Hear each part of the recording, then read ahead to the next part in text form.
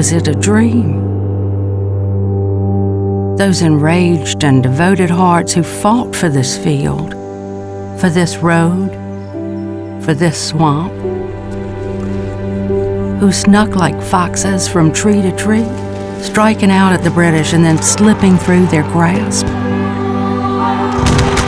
No, a will for liberty took root here and sprouted into a revolution, our independence secured in the low and up country, across these swamps and pastures, forests and hills.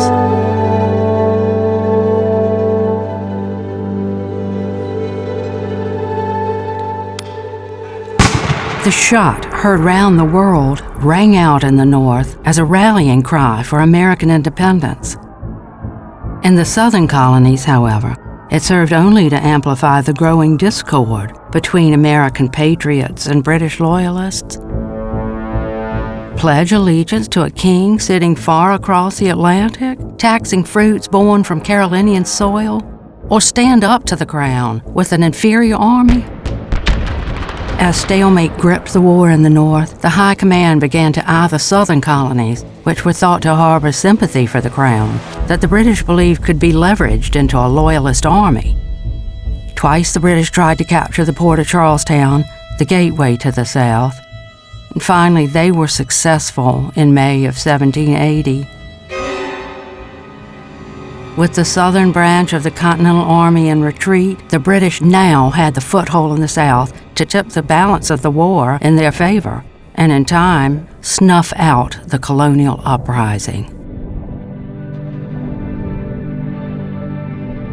But they underestimated the tenacity of Carolinians. Partisan militias had sprung up throughout the state. Inexperienced as they were, these men believed this land to be their own and were unshakable in their pursuit for liberty.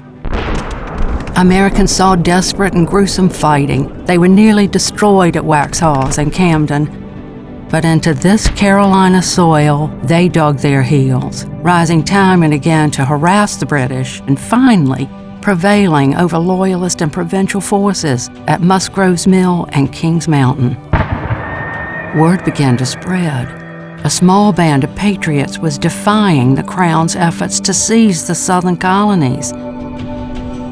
Soon the Continental Army, along with the militia, achieved a cunning victory at Cowpens, setting into motion a string of events that saw the British split in two.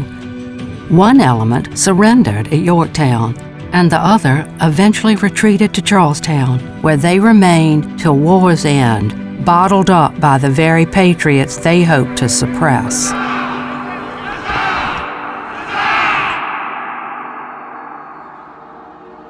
With over 200 battles and skirmishes fought within the state's borders, South Carolinians felt the full force of civil and global war. From 1780 to 1782 alone, more than 1,000 South Carolinians laid down their lives on America's road to liberty. But what remains of those intrepid days?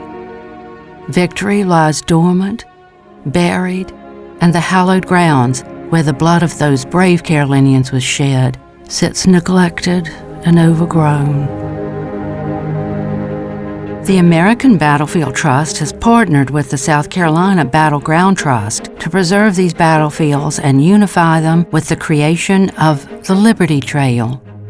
Sweeping across the state, the Liberty Trail is an innovative driving tour that will fully convey South Carolina's Revolutionary War story, bring tourism and economic development to local communities, and invite a larger audience to appreciate the state's contribution to American independence.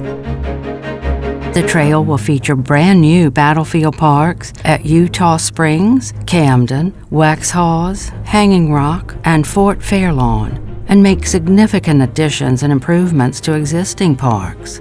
Each stop along the driving tour will feature unique on-site interpretations that'll connect visitors to the extraordinary events that came to pass nearly 250 years ago. The Liberty Trail will honor the patriots that decided the Revolution's outcome in the swamps, fields, woods, and mountains of South Carolina.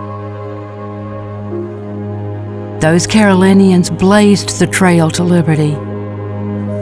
And all we've got to do is cut back the brush, clear off the path, and bring to light South Carolina's pivotal story in the American Revolution. Will you stand by as these battlefields slip further into obscurity? Or will you help us preserve these hallowed grounds and blaze the Liberty Trail?